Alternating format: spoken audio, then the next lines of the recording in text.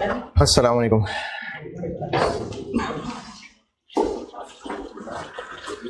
दुरूद शरीफ पढ़ लें।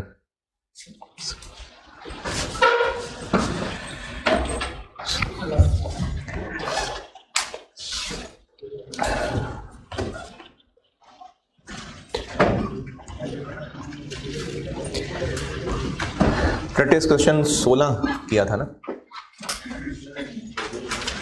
प्रैक्टिस क्वेश्चन 16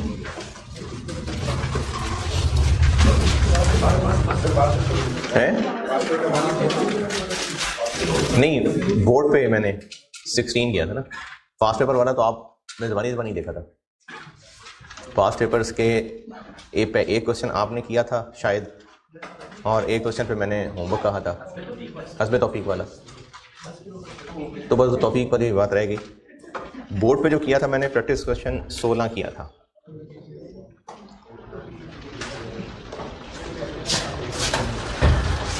अल्टरनेटिवली बात का एक रिकैप, अगर ऑप्शन है दूसरी पार्टी के पास तो फिर देखना पड़ेगा कि fair value of good services पता है या नहीं पता। अगर fair value of good services पता है तो ट्रांजैक्शन की टोटल अमाउंट कैसे निकलेगी। जैसे अगर प्रैक्टिस क्वेश्चन 16 ही का डाटा देखें तो टोटल अमाउंट ट्रांजैक्शन क्या थी, 1200 शेयर शायद, 48 वाले ये था, 57,600 कुछ ऐसा लग रहा है। और लाइबिलिटी कंपोनेंट था कि अगर कैश ले लें तो 1000 शेयर्स इंटू 50 रुपये, 50,000, और बाकी इक्विटी कंपोनेंट हो गया।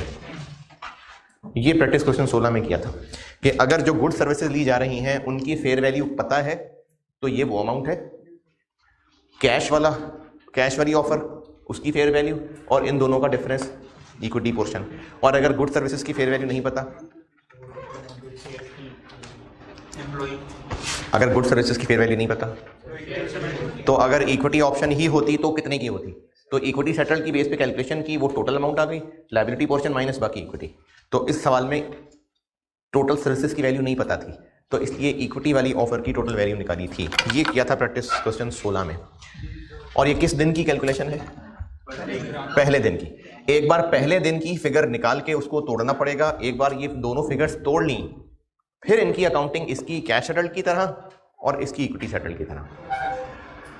प्रैक्टिस क्वेश्चन 17 पढ़ें। प्रैक्टिस क्वेश्चन 17 ना एसएच आईएएस में कोई अलग से सिनेरियो ये लिखा नहीं था, लेकिन ये आईएएस की एक इलस्ट्रेटिव एग्जांपल है, तो मैंने उस एग्जांपल को ही उठाया है। उसको अगर मैं कोई हेडिंग दूं तो मुझे इसमें ये हेडिंग लग रही है कि शुरू में ये कैश अल्टरनेटिव नहीं था, बाद में कैश अल्टरनेटिव ऐड कर दिया। ना ये बात एज सच मॉडिफिकेशन के पैराग्राफ्स में लिखी हुई है, ना अलग से कहीं पर ये पैराग्राफ है। बहरहाल आईएएस का एक इलस्ट्रेटिव एग्जांपल में सवाल था, वो मैंने उठाया है। हेडिंग अगर इसकी बनाएं तो ये इक्विटी और कैश जो अल्टरनेटिव है शुरू में नहीं था, कुछ अरसे बाद कैश अल्टरनेटिव दिया। ये हो रहा है 17 के अंदर। पढ़ ले, मैं करता हूं। प्रैक्टिस क्वेश्चन 17 पढ़िए, मैं करता हूं।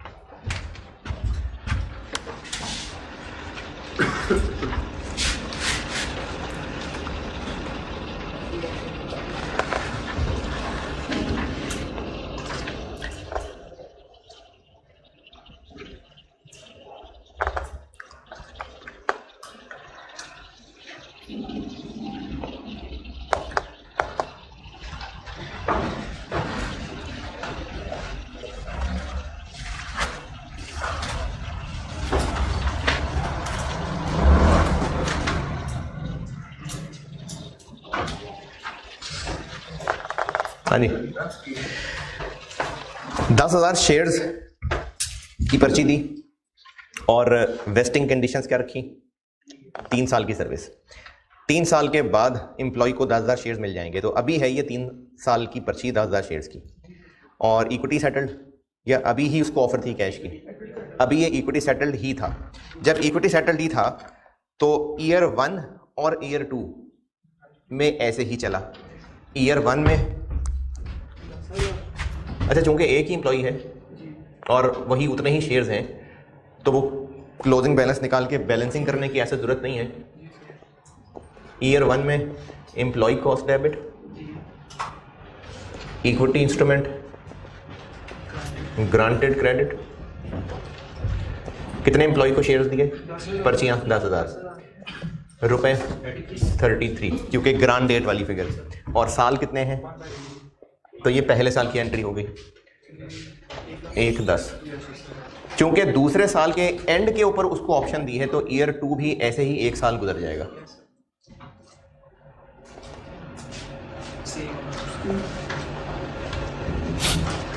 अगर तो लोग कम ज्यादा हो रहे होते हैं ना तो फिर तो हम वो क्लोजिंग बैलेंस निकाल के फिर बैलेंसिंग फिगर एक्सपेंस लेते हैं। एक ही बंदा 10,000 ही शेयर्स हैं तो इसलिए यही फिगर ईयर 2 में भी एक्सपेंस बन गया। ये बात मैंने भी ये बोली है कि इक्विटी सेटल्ड में क्या हर साल रुपए अपडेट कर रहे होते हैं? तो फिर क्यों क्लोजिंग निकाल के बैलेंसिंग फिगर ले रहे होते हैं? एम्प्लॉयज का डिफरेंस पड़ रहा होता है। इस सवाल में एक ही एम्प्लॉय है, 10,000 शेयर्स की पर्ची है तो उस पर तो डिफरेंस ही नहीं पड़ना, इसलिए ये सेम फिगर दोनों साल में लिखी। ईयर 2 तक कोई एतराज। अब ईयर 2 के एंड पे जबकि कितना अर्सा रह गया है? 1 साल। अब उसको साथ एक कैश अल्टरनेटिव दे दिया। शुरू में नहीं था लेकिन अब ये चीज बन गई। शुरू में नहीं था, प्रैक्टिस क्वेश्चन 16 में शुरू में ही था। अब 2 साल तो गुजरे हैं, अब जाके ये शक्ल बनी है। तो अब जब ये शक्ल बनी है तो हमें इसमें तोड़ना तो पड़ेगा लायबिलिटी और इक्विटी कंपोनेंट, क्योंकि उसको ऑप्शन दे दी है। लेकिन फर्क क्या पड़ेगा कि ये मैं कौन से रुपए लूं? ये ईयर 2 के एंड वाले, क्योंकि अब लायबिलिटी कंपोनेंट क्रिएट होने लगा है। प्रैक्टिस क्वेश्चन 16 में पहले दिन ही ये मामला एग्रीड था, तो इसलिए हमने टोटल अमाउंट ली थी, उसमें से लायबिलिटी वाली फिगर माइनस की तो बाकी इक्विटी। अब 2 साल गुजरने के बाद हमने ऑफर की है तो इक्विटी पोर्शन तो बैलेंसिंग करके ही बनने लगा है, वो तो बैलेंस करके ही निकलता है। लेकिन लायबिलिटी कंपोनेंट के लिए अब रुपए कौन से वाले लेने हैं? ईयर 2 के एंड वाले। पहले दिन वाले क्यों नहीं? क्योंकि तब था नहीं। ईयर 2 के एंड पे उसको कैश अल्टरनेटिव की ऑफर, जाग रहे हैं? ईयर 2 के एंड पे उसको कैश अल्टरनेटिव की ऑफर कर रहे हैं, तो फिर ईयर 2 के एंड वाले रुपए लेने हैं। तो अब ये जो 2 साल हो गया सो हो गया। वो काम शुरू में नहीं कर सके थे क्योंकि तब शुरू में ये था ही नहीं, अब कर लेते हैं। कैसे तरीका है? टोटल अमाउंट कैसे निकालें इक्विटी सेटल्ड को सोच के? तो वो तो यही था, 10,000 शेयर्स इंटू 33 रुपए। इसमें से लायबिलिटी कंपोनेंट निकालूं। फर्क सिर्फ इतना पड़ने लगा है कि रुपए पहले दिन वाले नहीं, अब दूसरे साल के एंड वाले। कैश अल्टरनेटिव क्या दिया उसको? 10,000 शेयर्स के बदले वो कैश ले ले। 22 के 25, अभी तो 25 है ना। हमने तो उस वक्त की वैल्यू लेनी है जब लायबिलिटी क्रिएट कर रहे हैं, उसको फिर हर साल अपडेट करते जाना होता है। अभी थोड़ी 22 है, अभी तो 25 है। 250 80,000।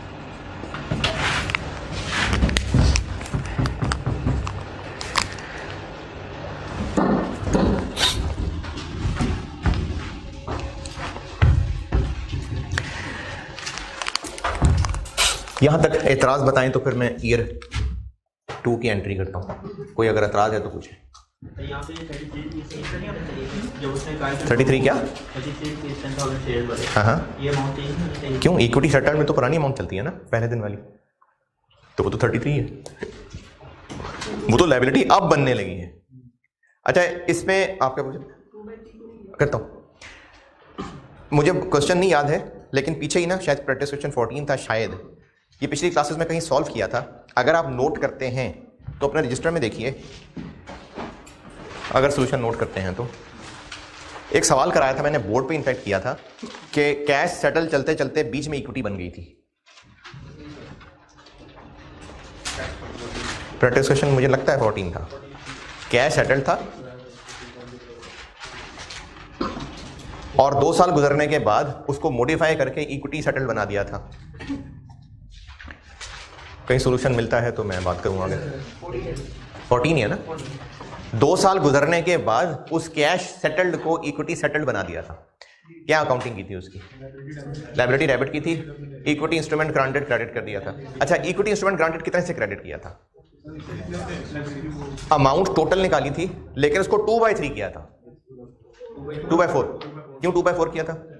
क्योंकि 2 साल गुजरने के बाद अब हम फौरन इक्विटी बना रहे थे, तो अब भी 3 में से 2 साल गुजरने के बाद हम लायबिलिटी बनाने लगे, तो पूरी 2.5 लाख बना लें। 3 में से 2 साल गुजरने के बाद अब फौरन के फौरन लायबिलिटी क्रिएट करने लगे। 3 में से 2 साल गुजरने के बाद अब फौरन लायबिलिटी क्रिएट करने लगे। 2/3 क्योंकि अभी इस वक्त की पोजीशन क्या है कि 3 में से 2 गुजर गए हुए हैं, या अभी 2 और गुजरने हैं। तो 1/3 तो तब करते हैं अगर 1 गुजरा होता, तो 2 गुजर गए हैं। तो जिस तरह वहां पर हम इक्विटी में ले गए थे लायबिलिटी से निकाल के, अब क्या करें, अब इक्विटी से निकाल के लायबिलिटी में ले जाते हैं। उस सवाल में भी जो इक्विटी की अमाउंट 2/4 की थी, वो गुजरे हुए 2 थे क्या आने वाले 2 थे? वो गुजरे हुए 2 थे। To the extent of goods and services received to date. तो अब हम लायबिलिटी बना रहे हैं इक्विटी से निकाल के, तो क्या एंट्री करें? इक्विटी से निकाल देते हैं इक्विटी इंस्ट्रूमेंट डेबिट और लायबिलिटी क्रेडिट। और लायबिलिटी कितने से क्रेडिट? 2.5 लाख इंटू 2/3। किसको? इमीडिएटली क्या मतलब? एक्स्ट्रा कब कर रहे हैं? एक्स्ट्रा क्या कर रहे हैं जी? 166 फिर से 66। तो ये उसी प्रैक्टिस क्वेश्चन 14 का एक समझ लें उलट है कि उसमें कैश चल रहा था, उसको खत्म करके इक्विटी बना दिया था। अब हम खत्म करके तो लायबिलिटी नहीं बना रहे, लेकिन बहरहाल एक पोर्शन लायबिलिटी का बनने लगा। तो चूंकि अभी के अभी हम लायबिलिटी क्रिएट करने लगे हैं, तो 2 गुजर गए हैं, इसलिए फौरन 2/3। अच्छा, लायबिलिटी तो अब आई है, फिर मैं 2/3 क्यों कर रहा हूं? 2 सालों की, क्योंकि हम तोड़ भी तो टोटल अमाउंट में से रहे हैं। हम कौन से जो बाकी रह गया उसमें से लायबिलिटी बना रहे हैं। ये 3/30 क्या है? टोटल 3 साल का। तो हम उसमें से देख रहे हैं कितना लायबिलिटी पोर्शन है। तो ये चूंकि टोटल 3 साल को रिप्रेजेंट कर रहा है, इसलिए 2 गुजर जाने की वजह से 2/3। अब ईयर 3 में क्या होगा? ईयर 2 तक तो ये मैंने एडजस्टमेंट कर लिया। ईयर 3 में क्या होगा? ईयर 3 और गुजरेगा तो इक्विटी और एक्सपेंस बन जाएगी। इक्विटी कितनी और एक्सपेंस बना दो? 1 साल और गुजरेगा ना। देखिए, जब हमने दोनों कंपोनेंट्स तोड़ लिए होते हैं, तो लायबिलिटी पे आगे कैश सेटल वाले रूल लगाते हैं, इक्विटी पे आगे इक्विटी सेटल वाले लगाते हैं। तो इक्विटी पे लगाए ना 1 साल और का आगे, तो इक्विटी पे 1 साल का और रूल लगा लेते हैं। और चूंकि है ही आखिरी साल, तो बस जो रह गया है वो एक्सपेंस बना लेते हैं। नहीं पूरा 80 नहीं।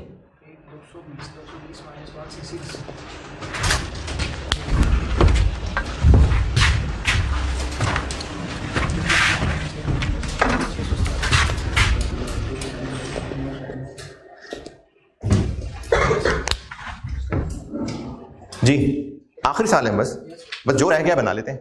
तो कितना रह गया? इक्विटी इंस्ट्रूमेंट ग्रांटेड टोटल 80 होना है। अभी इस वक्त कितना कितना है चेक कर लेते हैं।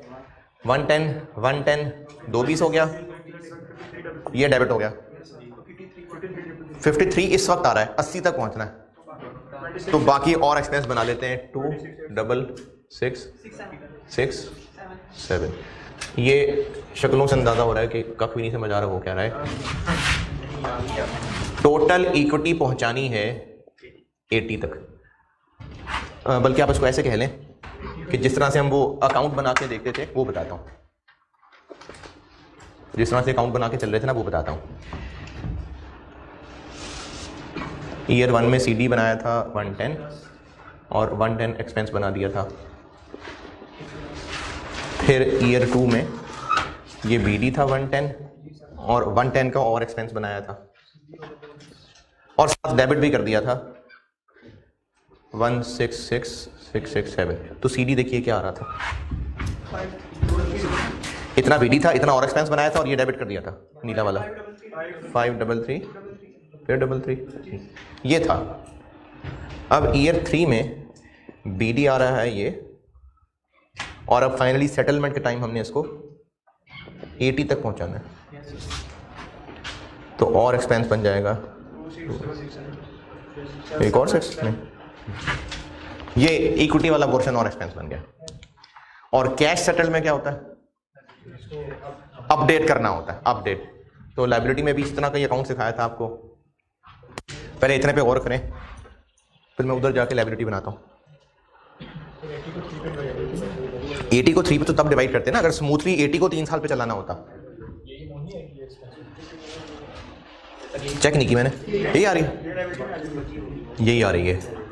हाँ ये इसलिए आ गई, 80 को 3 पे डिवाइड करके ये इसलिए आ गई क्योंकि 2 साल में जो ज्यादा एक्सपेंस बना हुआ था उसको हमने रिवर्स करके एडजस्ट कर दिया। बिल्कुल ठीक है। तो 80 को 3 पे डिवाइड करके भी यही फिगर आ जानी है। बस गर्मी गर्मी लग रही है।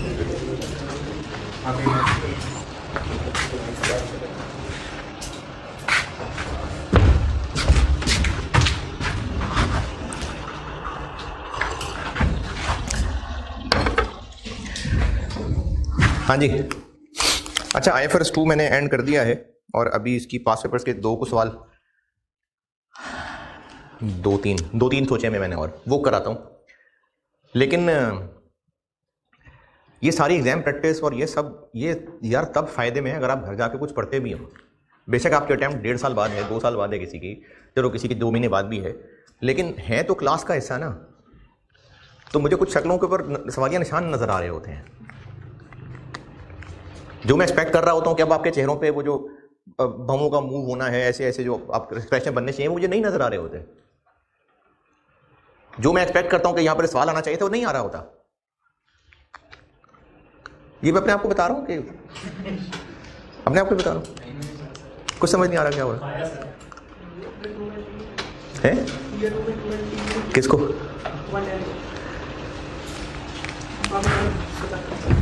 बताता हूँ, नहीं बता तो दिया था। नहीं, आपने लायबिलिटी 2/3 कहा था कि इक्विटी नहीं, आपने वो 2.5 लाख का 2/3 कहा था या अच्छा इक्विटी वाले को आपने कहा था। देखो हम ना ये करते हैं कि हर साल के एंड पे CD बैलेंस निकालते हैं और बैलेंस करके एक्सपेंस बनाते हैं। वजह इसकी ये होती है कि हमने इक्विटी वाले मामले में रुपए तो अपडेट नहीं करने होते, लेकिन नंबर ऑफ लोग चेंज हो रहे होते हैं। उसकी वजह से हर साल हमें नए अपडेटेड एस्टीमेट के ऊपर कैलकुलेशन करनी पड़ती है। इसलिए फिर हम लोग 1/3, 2/3, 3/3 करते हैं। अब एक ही बंदा है, वही 10,000 पर्चियां उसके पास, तो नंबर ऑफ पर्चियां तो चेंज नहीं होनी, नंबर ऑफ बंदे चेंज नहीं होने, तो इसलिए रुपए भी चेंज नहीं होने, तो हर साल 1/10 1/10 1/10 ही रहना है। तो इसलिए ईयर 1 वाले को ही एज इट इज 1/10 दोबारा लिख लिया था। लायबिलिटी की जैसे वर्किंग करते हैं, इसको तो खैर क्रिएट ही ईयर 2 के एंड पे किया था, तो मैं ईयर 3 ही चला लेता हूँ। 166,667 और सेटलमेंट पे क्या रखना है 10,000 इंटू 22 220, तो मजीद एक्सपेंस आ जाएगा 5333। तो एम्प्लॉय कॉस्ट डेबिट और ये लायबिलिटी क्रेडिट।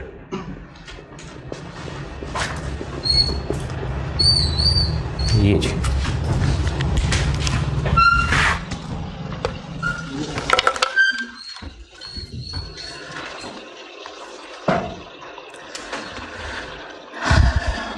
अब चूंकि सेटलमेंट डेट पे क्या हुआ उसके बारे में कुछ कहा नहीं, तो बस इतना ही पूछा है हमसे। इसके आगे क्या हुआ वो जब बताया नहीं तो फिर उसकी अकाउंटिंग भी नहीं पूछी।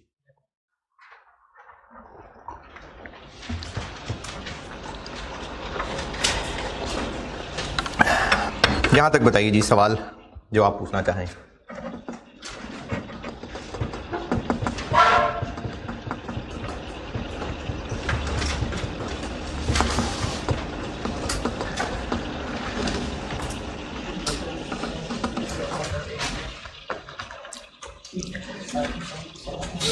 अच्छा, इसको अगर नोट कर रहे हैं तो फिर पूरी वर्किंग नोट करना, क्योंकि पीछे सोल्यूशन में मैंने थोड़े डिफरेंट तरीके से सॉल्व किया हुआ है।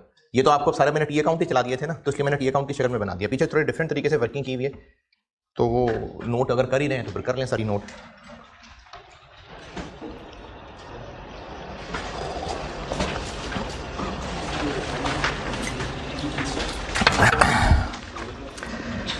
चले जी, चैप्टर में आ जाएं, पास्ट पेपर्स वाले सेक्शन में। पास्ट पेपर्स वाले सेक्शन में आ जाइए। हैं? ये उसमें मल्टीपल वाले में अभी रिसेंटली भी आया है, वो भी कराता हूँ। वो भी मल्टीपल स्टैंडर्ड वाले में आया था। जी जी, काउंटर पार्टी के पास चॉइस है, उसमें इसने एक चॉइस ऑफ की होती है, दूसरी ऑफ की होती है, यानी कुछ लोगों ने एक वो ज़बानी मैंने किसी ने पूछा था तो जवाब दिया था। क्वेश्चन कोई नहीं है, लेकिन वो उतने बंदों के लिए वो वाली अकाउंटिंग, बाकी बंदों के लिए दूसरी वाली अकाउंटिंग हो जाएगी।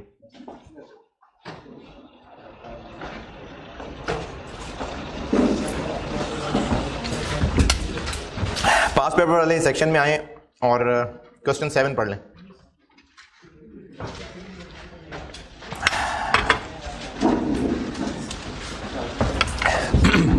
पास्ट पेपर्स वाले सेक्शन में आइए और क्वेश्चन नंबर 7 पढ़ लें।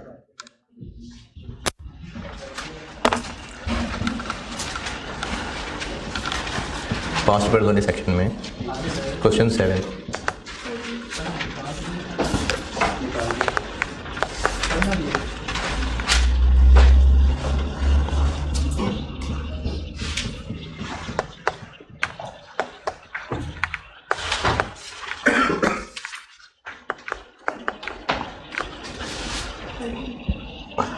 हाँ जी, पढ़ लिया।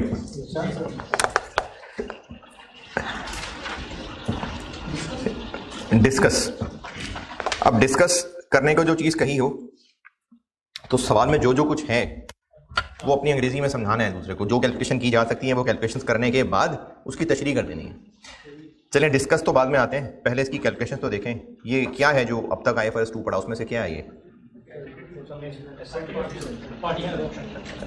काउंटर पार्टी हैज ऑप्शन कि एंटिटी हैज ऑप्शन? वो तो कह रहे हैं CL हैज द ऑप्शन।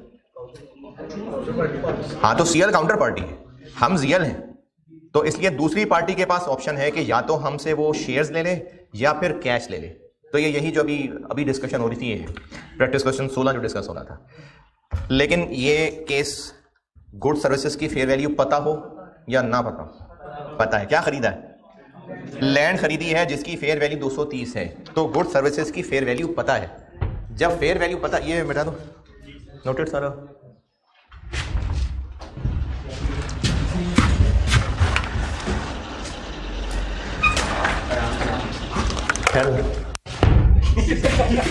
आ जाओ, आराम से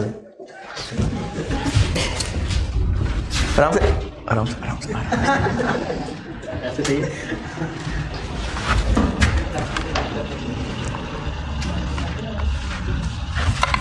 जल्दी जल्दी यार,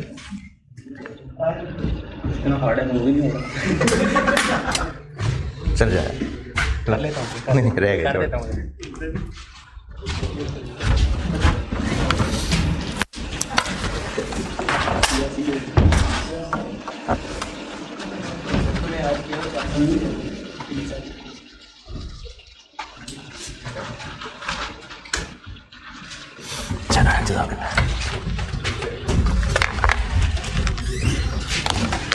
तो इसमें टोटल अमाउंट को तोड़ना है। टोटल अमाउंट ऑफ ट्रांजैक्शन क्या निकलेगी? इक्विटी सेटल्ड वाले की टोटल अमाउंट है, इक्विटी सेटल्ड वाले की नहीं, गुड सर्विसेज की पता है फेयर वैल्यू, तो वो पता है 230 है। लायबिलिटी पोर्शन कितना? लायबिलिटी पोर्शन का तरीका होता है कि वो जो कैश सेटल्ड वाला पोर्शन है वो कितना। तो कैश सेटल्ड वाला पोर्शन है 70,000 शेयर्स के बराबर पैसे। कौन सी वाली फिगर लूं?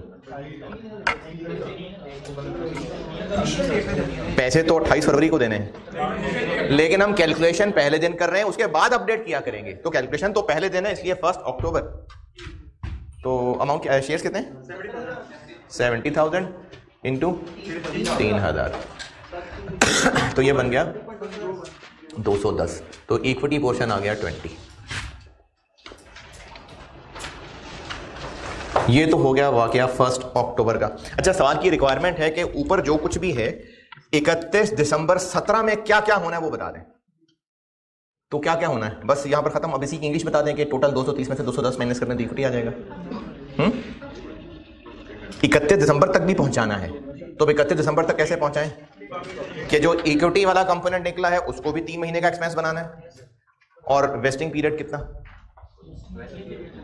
नहीं है? अरे वेस्टिंग पीरियड ही नहीं है।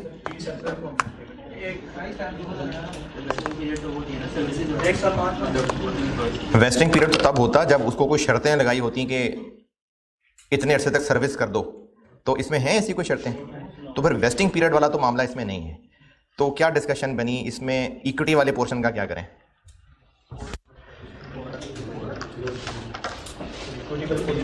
हाँ जी, हाँ जी बताएं। इक्विटी पोर्शन को क्या करें? फॉरेन एक्सपेंस बना लें। बस यही सुनना था मैंने। फॉरेन एक्सपेंस बना लें, फॉरेन एक्सपेंस बना लें। वेस्ट इमीडिएटली है, वेस्टिंग कंडीशन है इमीडिएटली। तो ये जो इक्विटी वाला पोर्शन है 20, ये फॉरेन एक्सपेंस बना लें। और क्या करूं? मुझे बात ही समझिए। नहीं 20 मिलियन तो निकल आया। अब इसको वेस्टिंग पीरियड पे एम्प्लॉय कॉस्ट डेबिट और इक्विटी क्रेडिट करो। तो फिर क्या है? कौन सी गुड्स एंड सर्विसेज हैं? भाई लैंड खरीदी है तो एक्सपेंस नहीं बना लेंगे इसको।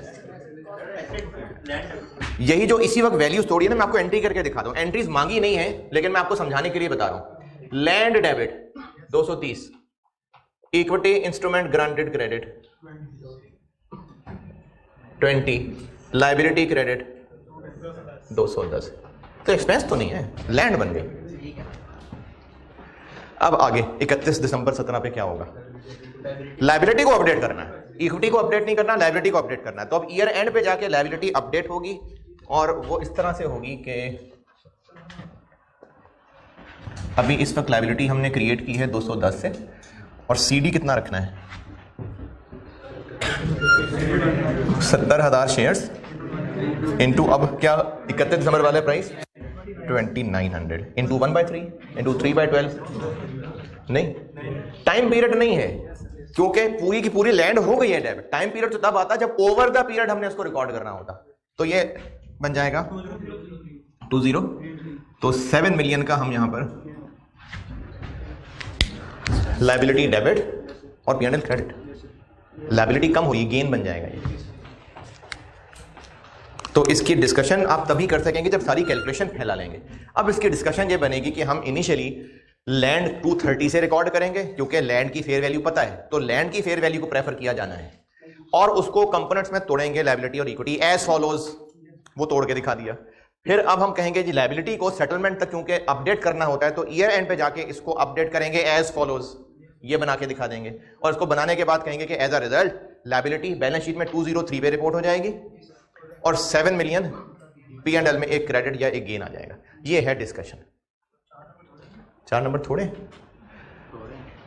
ये तो जो 48 पे फेल होता है उसको कीमत पता होगी। 4 नंबर नहीं, थोड़े नहीं है, क्योंकि कंसोलिडेशन अगर मेहनत के हिसाब से आप देखेंगे कई सवाल ऐसे हैं जो 150 नंबर के होने चाहिए थे लेकिन 25 नंबर के हैं। तो इसलिए पेपर लेंथी होता है। C51 का पेपर लेंथी होता है। कोई जी ओके, चलें इसको। ये पीछे मैंने आइटम का सोल्यूशन ही कॉपी किया हुआ, जस्ट एक पैराग्राफ ही है, इस तरह से नहीं है। ये मैंने अब आपको बताते बताते तोड़ के दिखाया, तो नोट करना हो तो जरूर कर लें।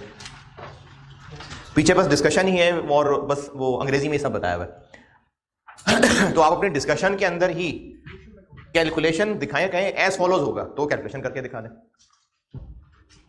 इस सवाल की डिस्कशन रिपीट कर रहा हूं, आपसे कहा है डिस्कस करते हैं जो भी ऊपर है इन फाइनेंशियल स्टेटमेंट्स एंडिंग 31 दिसंबर 17। तो आप अपनी डिस्कशन यहां से शुरू करेंगे कि लैंड एक्वायर की है और लैंड की फेयर वैल्यू पता है, इसलिए लैंड को उसकी फेयर वैल्यू 230 पे रिकॉर्ड करेंगे, उसको लायबिलिटी और इक्विटी कंपोनेंट में तोड़ेंगे। और अभी सारे स्टैंडर्ड्स की ना आप जो मैंने आपको नोट्स बना के दिए हैं, अंग्रेजियां याद भी करनी है ताकि आप इस चीज का जिक्र कर सकें कि लैंड की फेयर वैल्यू पता है और दूसरी पार्टी के पास ऑप्शन है, इसलिए ये कंपाउंड फाइनेंशियल इंस्ट्रूमेंट ट्रीट होगा और 2 टुकड़ों में तोड़ेंगे। क्योंकि ऐसा क्यों किया है? क्योंकि पार्टी के पास ऑप्शन है। तो ये आप बताएंगे तो एग्जामिनर को पता चलेगा कि आपको पता है। तो डिस्कशन में ये बात आएगी कि लैंड की फेयर वैल्यू पता है, लैंड उस पर रिकॉर्ड होगी, और चूंकि काउंटर पार्टी के पास ऑप्शन है इसलिए ये कंपाउंड फाइनेंशियल इंस्ट्रूमेंट्स है, इसको इक्विटी और लायबिलिटी कंपोनेंट में तोड़ा जाएगा एज फॉलोज। फिर उसके बाद ये कैलकुलेशन करके दिखाएंगे। फिर लायबिलिटी वाली बात के बारे में वो अंग्रेजी बताएंगे। और ये 5 नंबर मुनासिब है इसके लिए। 4 5 कितने? 4 ये मुनासिब है।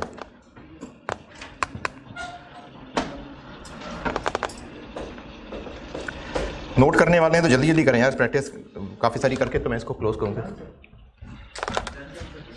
जी डन, नोटेड। चलें अब करते हैं क्वेश्चन नंबर 8 पढ़ लें।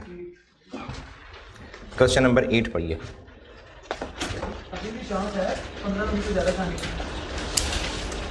अभी इस वक्त पिछले को 3-4 अटैम्प्ट्स की अगर बात करें तो ज़्यादा जो रुझान है वो मल्टीपल स्टैंडर्ड्स टेस्ट करना है। नहीं, डिस्कशन नहीं, मल्टीपल स्टैंडर्ड्स की टेस्टिंग, यानी एक 20-25 नंबर का सवाल होगा, 4-4 5-5 नंबर के उसमें मुख्तलिफ स्टैंडर्ड्स के पार्ट होंगे।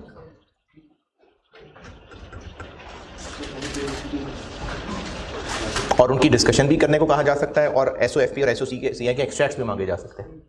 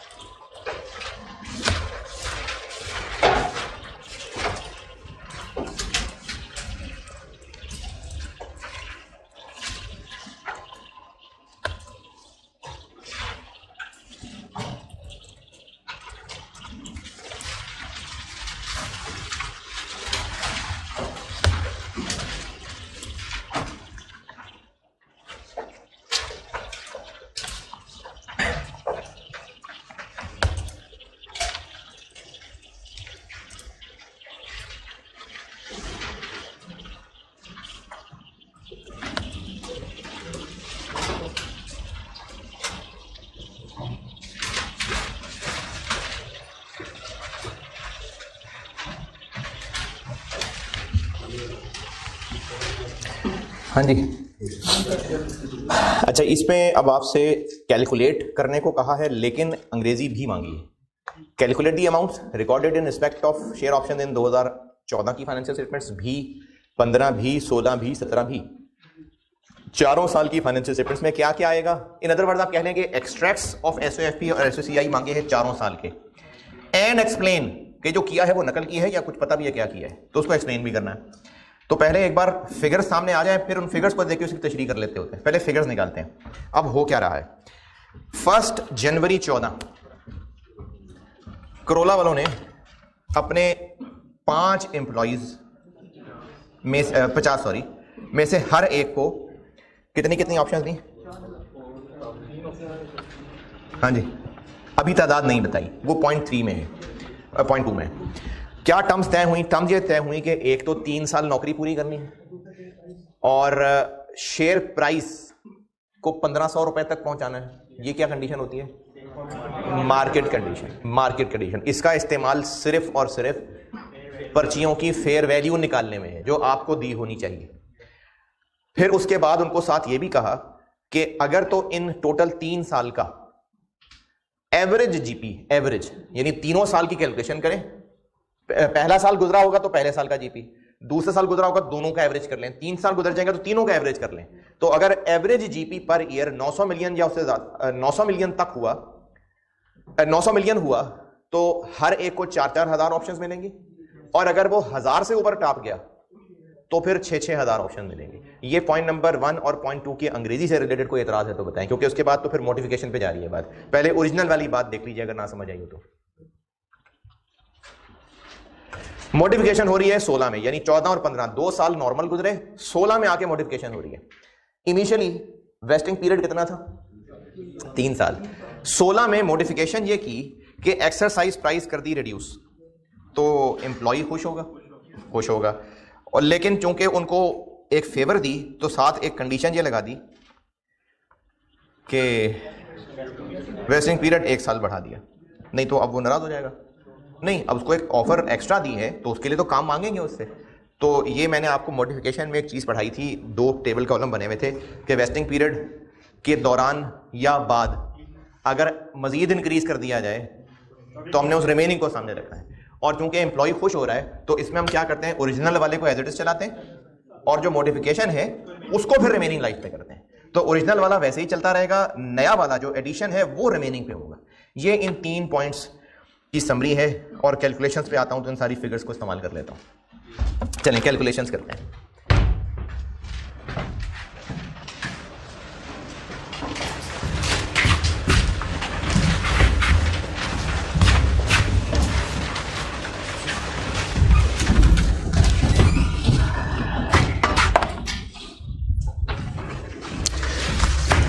ये कर रहा हूं मैं सवाल दिसंबर 18। एक्सट्रैक्ट्स ऑफ एसओएफपी मांगे हैं, एक्सट्रैक्ट्स ऑफ एसओसीआई मांगी हैं और उनकी अंग्रेजी मांगी है। तो हमारे सोल्यूशन के स्टार्ट पे ही फेस पे ही एक्सट्रैक्ट्स आ जाए, फिर नीचे उसकी अंग्रेजी आ जाए, क्योंकि आप ना खुद अंग्रेजी तब लिखेंगे जब सामने फिगर्स होंगी, क्योंकि अंग्रेजी में क्या लिखना है, फिगर्स जो किए हैं उनको एक्सप्लेन करना है। तो पहले आप सारा फिगर वर्क पूरा करेंगे, फिर सारी उसकी अंग्रेजी लिख देंगे। देखें, अगर तो सवाल पे इतना कंट्रोल है कि आपको पता है कि 2-3 ही कैलकुलेशन है, बाकी सारी डिस्कशन है, तो फिर तो आप डिस्कशन करते जाएं, साथ साथ एज फॉलोज कह के कैलकुलेशन कर लें। लेकिन अगर बहुत सारी कॉम्प्लिकेटेड कैलकुलेशन है तो कैलकुलेशन सारी बना लें और फिर उनको रेफर कर करके उनकी अंग्रेजी लिख लें। कैलकुलेशन बना लेते हैं। एक्सट्रैक्ट्स एसओएफपी और 2014 भी मांगा है, 2015 भी मांगा है, 2016 भी और 2017 भी।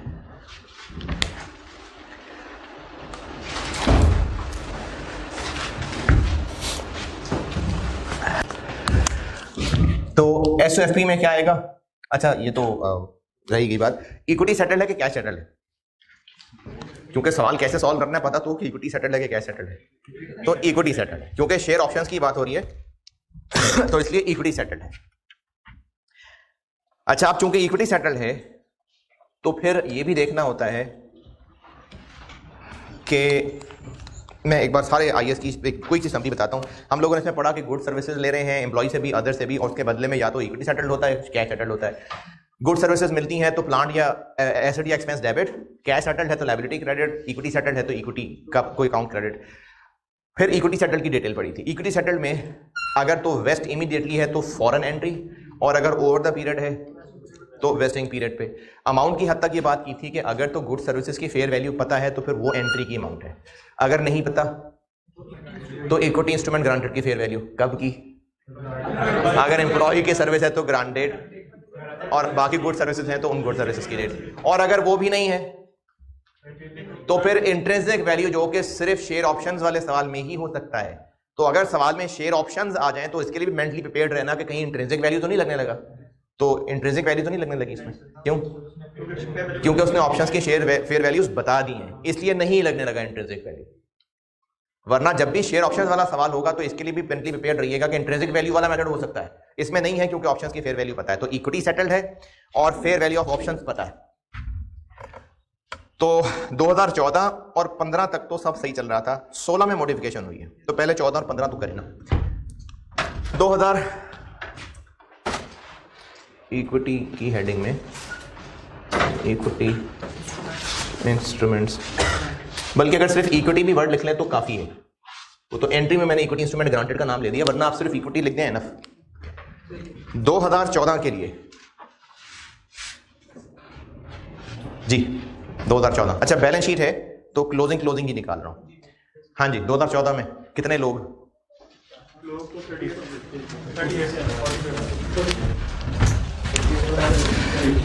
टेबल समझें जरा। टेबल में जो अंग्रेजी का कॉलम है, अंग्रेजी का जो सारी लाइनें लिखी हुई हैं, उसके बाद 1 जनवरी 14 की डेट की इंफॉर्मेशन क्यों दी हुई है?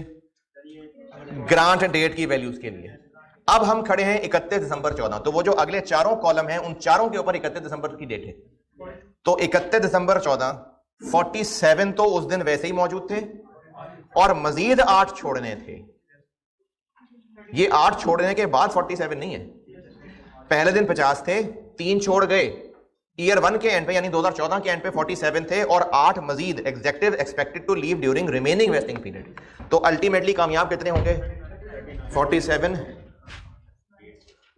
माइनस 8। इतने एग्जेक्टिव हैं जो एंड पे कामयाब होंगे। इनटू हर एक को कितनी शेयर ऑप्शंस पता नहीं, चेक करना पड़ेगा। 2014 में जीपी कितना कमाया? 940। चूंकि अभी था ही सिर्फ 1 साल गुजरा तो एवरेज जीपी कितना? वही 940। तो ये 4000 वाले के लिए क्वालिफाई करेगा कि 6000 वाले के लिए? 4000 वाले के लिए। तो इंटू 4000 रुपए 580 ग्रांट डेट वाले। तो ग्रांट डेट पे इन फेयर वैल्यूज की क्या वैल्यू थी, 600 या 1400? हम शेयर ऑप्शंस का सवाल सॉल्व कर रहे हैं ना, तो 600, तो ग्रांट डेट वाली पे तो इंटू 600 रुपए इंटू 1/3, ये 2014 कितना बन, ये मिलियन है जी, कितना जी, 31.2। 2014 31 दिसंबर 2014 पे खड़े हैं। इस लाल लाल कैलकुलेशन में बताइए कोई एतराज, कोई बात जो समझ ना आई हो। 4000 कैसे, अभी गुजरा ही सिर्फ 14 था, तो जो उस साल में जीपी कमाया वही एवरेज है, वो 900 से ऊपर है लेकिन 1000 से नीचे है, तो इसलिए 4000। 2015 आ गया जी। 2015 के एंड पे एक्चुअली लोग कितने मौजूद हैं, 44, लेकिन 44 में से मजीद छोड़ जाएंगे 4 इंटू 4000। नहीं, अभी ज़बानी नहीं बता सकते। 2014 था जब, तो एवरेज जीपी था 940। जब 2015 पे पहुंचे तो 940 प्लस 8 20 डिवाइडेड बाय 2 8, तो अब ये 900 से नीचे हो गया। तो अब जब 900 से नीचे चला गया तो 4000 भी नहीं, 0। आगे भर देता हूं मैं जगह, वरना तो 0 ही हो जाना इसने। वैसे इखलाकन भर दी चीजें आगे, अदरवाइज तो सारा 0 हो जाना है, 0। क्योंकि हमारी ये फिगर अपडेट नहीं होती, ये 1/3 2/3 3/3 होता रहेगा, ये लोग अपडेट होते रहेंगे, और इंस्ट्रूमेंट्स कितने, ये टर्म्स पे डिपेंड करता है। तो ईयर 2 के अंदर अब टर्म्स बता रही हैं कि कख भी नहीं मिलना, तो 0। हाँ, नहीं, हम टर्म्स तो चेंज नहीं कर रहे, ये तो उन लोगों के पास होने ना होने के चांसेस हैं जो चेंज हो रहे हैं। टर्म्स चेंज करेगा तो मॉडिफिकेशन है। 2015 2016 में मॉडिफिकेशन कर रहा हूं, उससे पहले 14-15 में कुछ सवाल है तो पूछें। चले 2016 मॉडिफिकेशन करते हैं, चूंकि एम्प्लॉय को खुश कर जी। क्या 940 14 में लिखा। अच्छा, हाँ,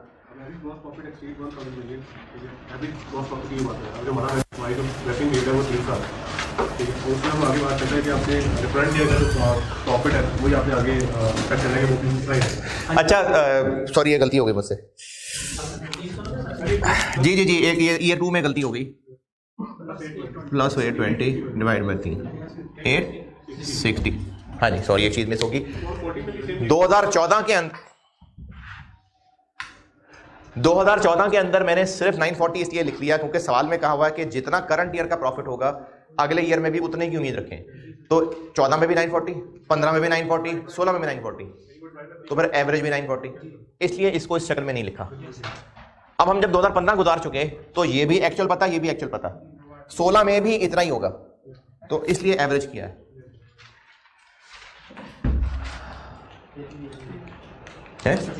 हाँ नहीं वो तो ठीक है, लेकिन वही पॉइंट मिस कर गया था मैं। 2015 तक जी, 2000 क्या नहीं, दूसरा कहां से आया। हम जिस साल के भी एंड पे खड़े होंगे,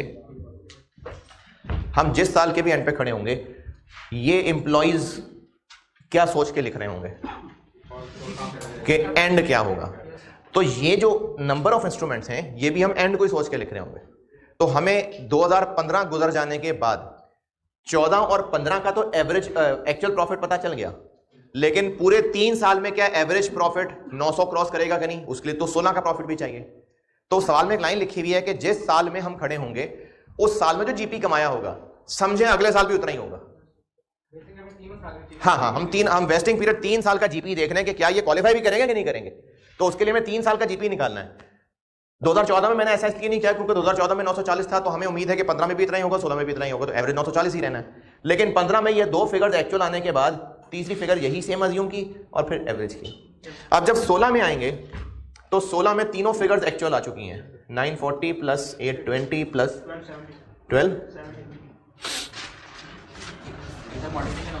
है, वो तो है, लेकिन पुराने वाले को एज इट इज चलाते हैं ना, 1010।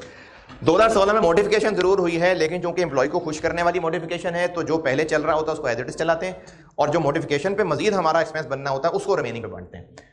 तो अब हमें यहां से पता चल गया कि यहां पर अब मैं 4000 नहीं 6000 लिखूंगा, तो जो ओरिजिनल वाला है उसको एज इट इज चला लेते हैं। अच्छा, ओरिजिनल वाले को एज इट इज चलाने का मतलब है कि 3 साल, वो तो उस एक्स्ट्रा वाले के लिए साल बढ़ा है, तो ओरिजिनल तो 3 साल वाला ही है। अब ओरिजिनल 2016 के एंड पे खड़े होके कितने एम्प्लॉइज मौजूद हैं? 43। मजीद कितने छोड़ जाएंगे? क्योंकि मैं 2016 में ओरिजिनल वाले को एज इट इज चलाने लगा हूं, तो ओरिजिनल वाले का तो 16 पूरा हो गया। देखें, हमने ना मॉडिफिकेशन में जो नया उसको फेवर किया है उसके लिए 1 साल और बढ़ाया है। तो मॉडिफिकेशन वो जिसमें एम्प्लॉय खुश हो, ओरिजिनल वाले को वैसे ही चलाते रहते हैं। मॉडिफिकेशन में जो एक्स्ट्रा है उसको रिमेनिंग पे लेना है। तो ओरिजिनल चूंकि मैं वैसे ही चलाने लगा हूं, तो ओरिजिनल तो 16 में क्लोज होने लगा है, इसलिए बस जो 16 के एंड पे एम्प्लॉइज हैं बस वही हैं। तो 16 के एंड पे कितने हैं?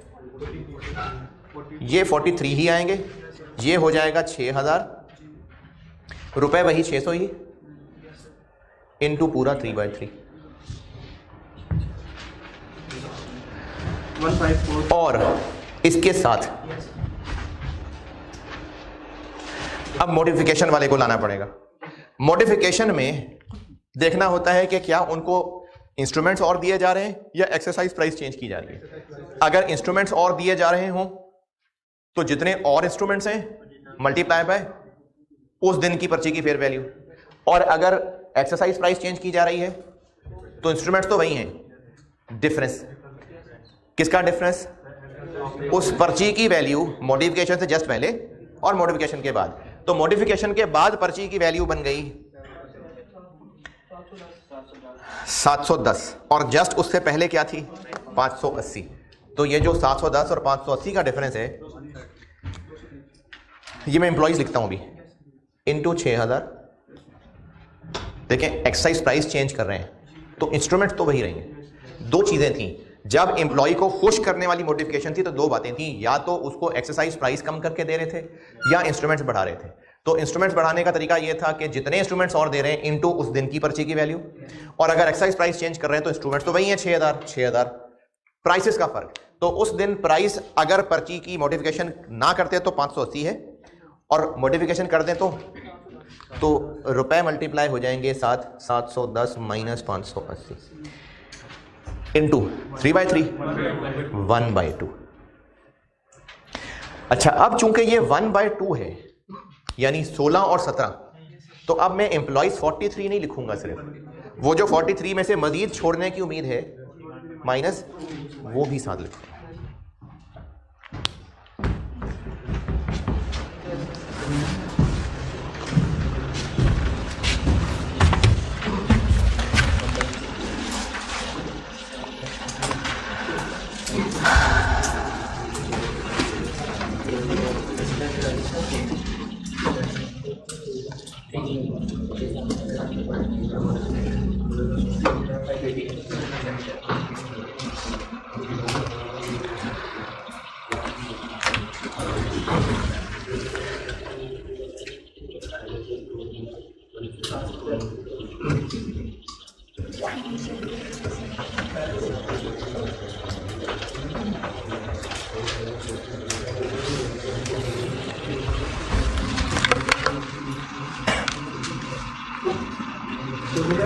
जी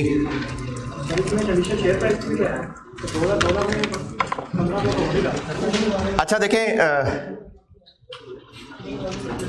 इसमें जो शेयर प्राइस की कंडीशन थी, शेयर प्राइस वाली कंडीशन, ये क्या थी?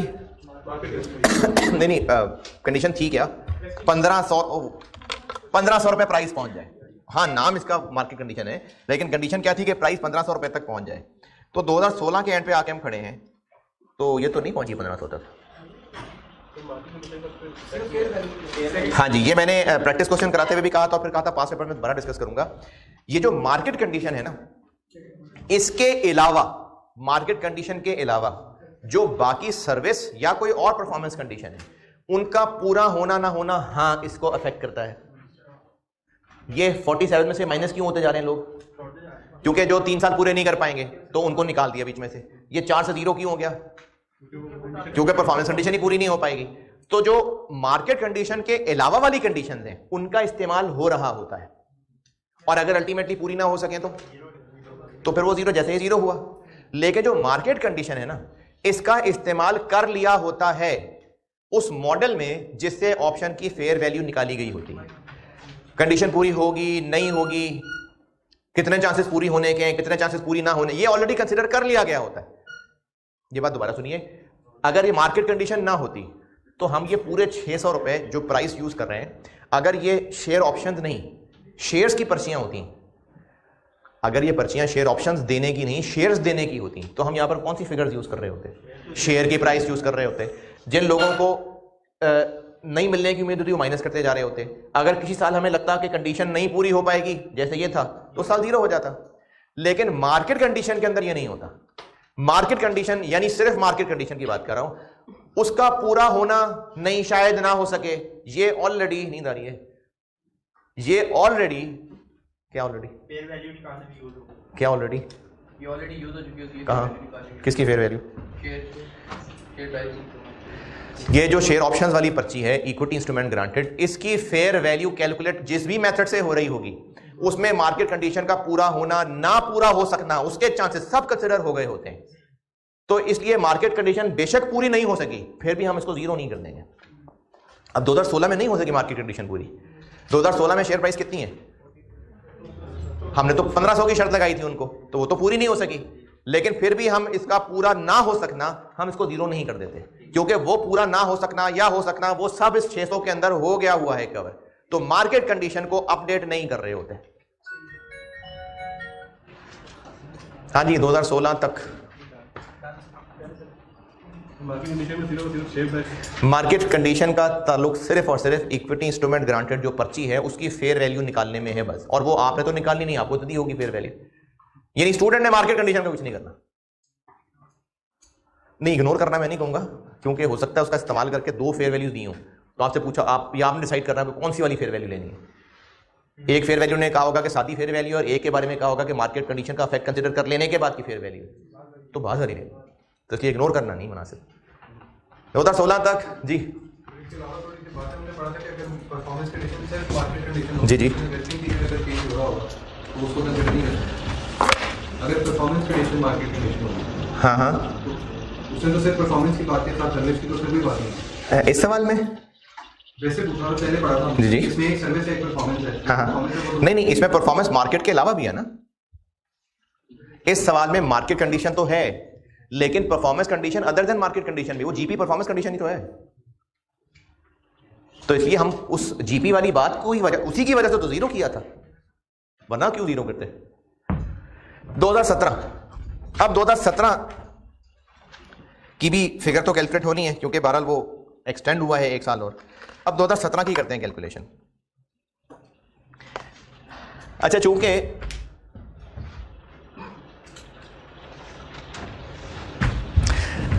मॉडिफिकेशन के बाद ये चीज तो हम एज इट इज चला रहे थे, ये जो ओरिजिनल वाला था वो तो एज इट इज चला रहे थे ना, तो ये तो एज इट इज ही रहेगा, इसको तो हम नहीं अपडेट करने लगे।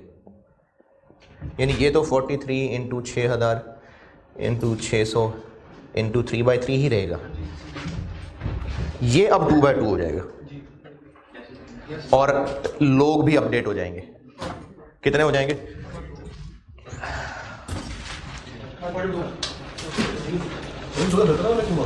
क्या जी? ये नहीं नहीं, खत्म मतलब गायब थोड़ी हो गया, बैलेंस के अंदर तो है ना। ये हम सीडी बैलेंसेस निकाल रहे हैं, बैलेंस शीट की फिगर है, सीडी बैलेंसेस हैं। तो ये वाला पोर्शन 1/2 1/3 2/3 3/3 करके पूरा हो गया, तो बैलेंस से थोड़ी निकल गया। हम इक्विटी इंस्ट्रूमेंट ग्रांटेड का ये सीडी बैलेंस निकाल रहे हैं। तो क्लोजिंग बैलेंस जब तक सेटल नहीं होगा तब तक ये आता रहेगा क्लोजिंग बैलेंस में। अभी सेटल नहीं हुआ ना, सेटल होगा, चलो जब तक सेटल नहीं होता तो क्लोजिंग बैलेंस में तो मौजूद रहेगा। हम अगर इसका टी अकाउंट बनाए, ईयर 1 खत्म हुआ, सीडी आ गया, वो उधर बीडी बन गया, फिर ईयर 2 खत्म हुआ, सीडी आ गया, फिर इधर बीडी बन गया। अब जब तक सेटल नहीं होता तो ये बीडी सीडी होता रहेगा। तो इसलिए जो हमने इधर ब्लैक में ये वाला काम किया था ये पूरा हो गया था, तो अगले साल क्या ये सीडी से निकल गया होगा। सेटल होना था तो सीडी से निकलना था, तो वो एज इट इज सीडी में तो रहेगा, एज इट इज लिख लिया मैंने, बस कलर चेंज किया, वरना तो एज इट इज लिख लिया ये। और ये वाले को 1/2 से 2/2 बनाना पड़ेगा। और चूंकि गुजर गया 1 साल और, तो हमें एम्प्लॉइज पता चल गए, अब हो गए हैं 42 इंटू 6000 इंटू 130 है इंटू ये 2016 में जब 3/3 किया हमें यही काम 2015 में हुआ था और वैसे ही पीरियड 1 साल कम हुआ था, तो फिर हम इसको 1 साल कम करते हैं, रिमेनिंग वाला वहीं पर खत्म करते थे उसको। अगर 2015 के एंड पे चेंज हो जाता और पीरियड 1 साल कम हो जाता, हाँ, तो उसको वहीं पे खत्म करते थे, या फिर तो बस 2/2 करके खत्म कर देते, फिर वो 2/2 ही हो जाता। खत्म कर देते से क्या मुराद है, मतलब वहीं पे जो 2/2 कर देते, बस 2016 में वहाँ पे 2/2 कर देते। हाँ जी, ठहरे आप पूछ सकते हो।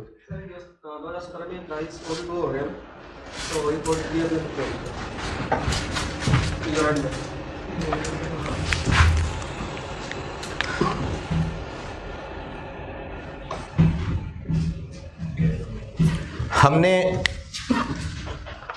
जो ओरिजिनल था उस ओरिजिनल वाले को एज इट इज चलाया। अब वो जो 1 साल और बढ़ा था उस 1 साल, अच्छा ऑनलाइन वालों के लिए सवाल दोहरा दूं, सवाल ये है कि जब हम 2017 में चले ही गए हैं तो फिर ये 43 से इसको 42 क्यों नहीं कर दिया? नहीं, वो तो 2016 में तो जो मॉडिफिकेशन वाला पार्ट है ना उसके लिए 2017 तक हम गए हैं, ओरिजिनल वाला तो 16 में क्लोज कर दिया था। तो जब वो 16 में क्लोज कर दिया था तो वो तो मैंने एज इट इज सिर्फ यहां दोबारा लिखा है, दोबारा इसलिए लिखा है क्योंकि सीडी का हिस्सा तो वो रहेगा ना, अपडेट नहीं किया उसको मैंने, सिर्फ उसको दोबारा लिखा है क्योंकि सीडी के अंदर वो इंक्लूडेड है जब तक सेटल नहीं होता, तो इसलिए वो 42 नहीं कर देंगे। 2015 में एक्सपेंस रिवर्स हो गया 2014 वाला सीडी। अभी मैं इनकम स्टेटमेंट बताता हूँ, बिल्कुल रिवर्स हो जाएगा। आंसर बता दें, आंसर तो लिखे ही नहीं।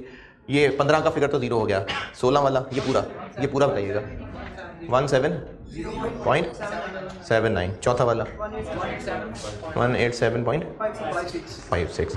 ये हो गए एक्सट्रैक्ट्स ऑफ SOFP और इन्हीं के डिफरेंसेस थे एक्सट्रैक्ट्स ऑफ SOCI बन जाएंगे।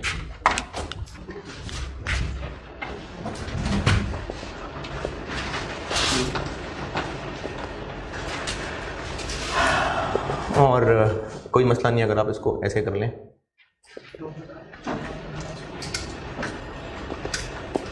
दो 2014 की फिगर, 15 की फिगर, मकसद तो सिर्फ फिगर्स बताना है ना। तो 14 की फिगर तो वही है 31.2। अच्छा, मैं वो अकाउंट बना के BD CD नहीं कर रहा है, इसी का डिफरेंस ही तो है। अब 15 में ये BD है और ये CD है, तो सारा रिवर्स हो जाएगा 31.2 नेगेटिव। फिर 16 में 0 BD है, ये CD है। 17 में ये BD है, ये CD है 16 और ये जो इस वक्त सारा काम किया है सवाल में, इसको करना है एक्सप्लेन, जो किया है उसको एक्सप्लेन करना है। अच्छा, इसमें अच्छा तरीका ये हो जाएगा कि आप एक एक करके आइटम लेके उसको एक्सप्लेन कर दें।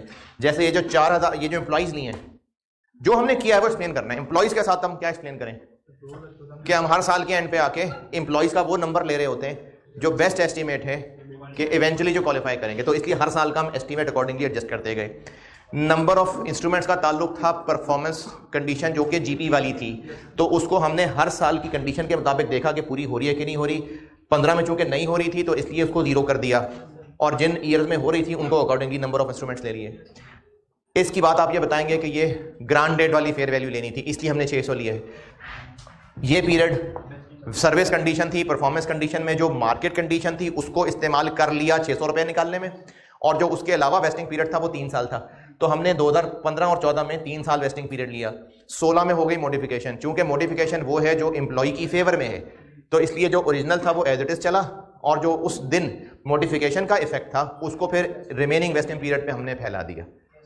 ये इसकी सारी तशरीह होगी। मार्केट कंडीशन एक्सप्लेन करेंगे। मार्केट कंडीशन बताया ना कि मार्केट कंडीशन जो 1500 रुपये की थी, इसका इस्तेमाल fair value of equity instrument granted निकालने में हो गया। अच्छा, एक और करा देता हूँ और 2 सवाल होमवर्क कर दें तो आपकी मेहरबानी, अगर 2 मुश्किल लग रहे हैं तो 3 कर दें। हैं बहुत लंबे हैं नहीं सवाल, आप ज़बानी पढ़े हैं। चलो एक कर ले यार, एक सवाल होमवर्क कर लें। नहीं देखें 2 कर देंगे तो अल्लाह भला करे आपका। एक क्वेश्चन 6 और एक क्वेश्चन 5 6।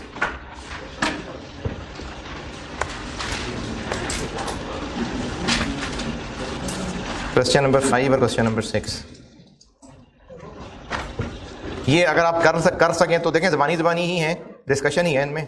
अगर कर लें तो अच्छी बात है, डिस्कशन हो जाएगी, नहीं करेंगे तो मैं क्या कर लूँगा। क्वेश्चन 5 और 6 अगर आप कर सकें। एक सवाल कर लेते हैं, मैं एक बोर्ड पे करा देता हूँ बस, फिर ये लेक्चर क्लोज। जून 22 का पेपर शेयर किया था मैंने एक दफ़ा आपसे, जून 22 ग्रुप में शेयर किया था, तो खोल लें फिर। जून 22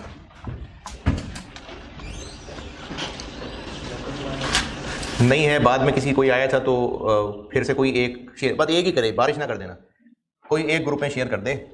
और आप लोग जो ऑनलाइन वाले हैं, मैंने आपके कोर्स में रखा हुआ है, वो मैंने रखा हुआ है IS 36 वाले सेक्शन में कहीं रखा था मैंने। तो जून 22 क्वेश्चन नंबर 4 का पॉइंट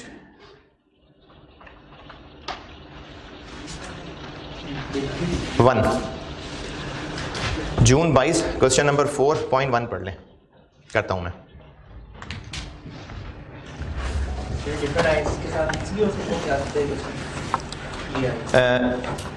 अच्छा खासा मिक्सचर जो है ना इसका, वो IS 12 में पढ़ाऊंगा, उसके साथ मिक्स होता है। अदरवाइज किसी और के साथ मिक्स कर, लीज के साथ क्या मिक्स होगा, तब सेपरेट ही है।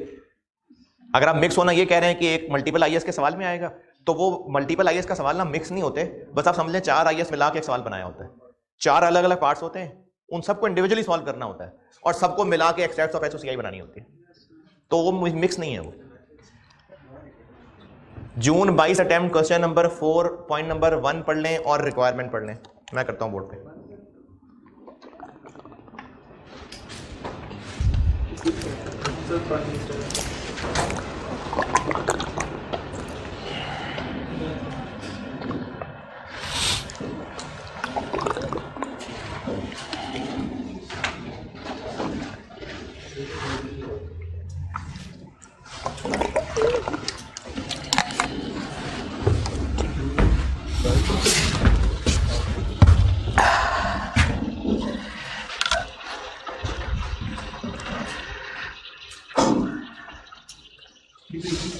इजी है, थोड़ा सा ट्रिकी है, अच्छा है वैसे।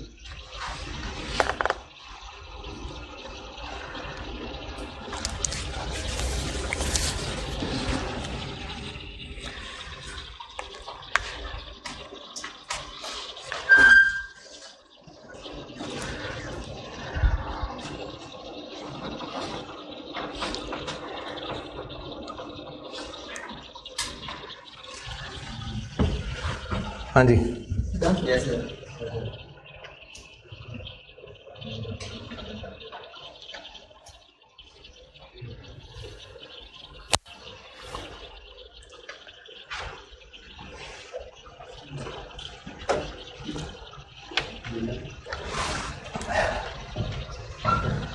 जी पढ़ लें तो मैं डिस्कस करूँ।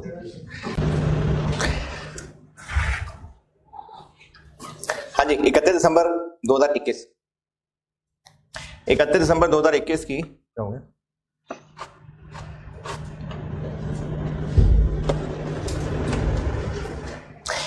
दिसंबर 2021 के एक्सट्रैक्ट्स बनाने हैं, SOFP के भी SOCI के भी, और अंग्रेजी भी बतानी है?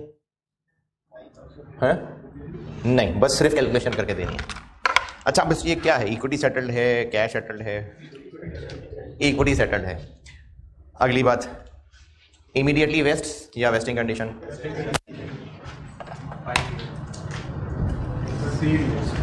हाँ जी, 5 years है कि 3 years है या 1 साल है?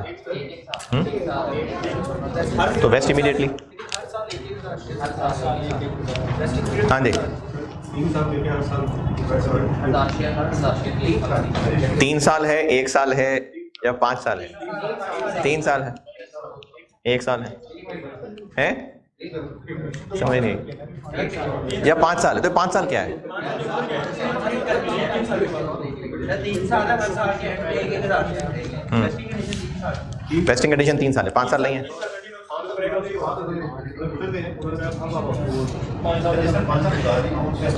5 साल तो नहीं है, क्योंकि 5 साल वाली बात ऐसी है जैसे कोई ऑफर हो और कहे जी ये जो ऑफर है ना सिर्फ बड़ों के लिए, बस बच्चे हैं तो पीछे हो जाए, अलग हो जाए, तो ये सिर्फ बच्चे बाहर निकल जाए। जैसे वो आपको वाले नहीं बाहर निकाल देते कि बात करनी है, मशवरा करना है, बाहर निकाल देते, नहीं निकालते? अच्छा, तो 2021 के शुरू में यानी 1 जनवरी 21 को ये प्लान दिया कि जिन जिन लोगों के 5 साल हो गए हैं, अच्छा ऐसा भी नहीं है कि जिन जिनके 5 साल होते जाएंगे हर साल उनके लिए ऑफर है, नहीं, बस ये अभी की ऑफर है। जो 1 जनवरी 21 वाले दिन जिन लोगों के 5-5 साल हो चुके हुए थे, ये सिर्फ उन लोगों को कहा जा रहा है, और वो 100 लोग थे उस वक्त, ये पहले पैराग्राफ के आखिर में लिखा हुआ है, ये सिर्फ उन 100 लोगों से बात हो रही है। तो वेस्टिंग कंडीशन 5 साल, वेस्टिंग पीरियड 5 साल तो नहीं है, 1 साल है कि 3 साल है?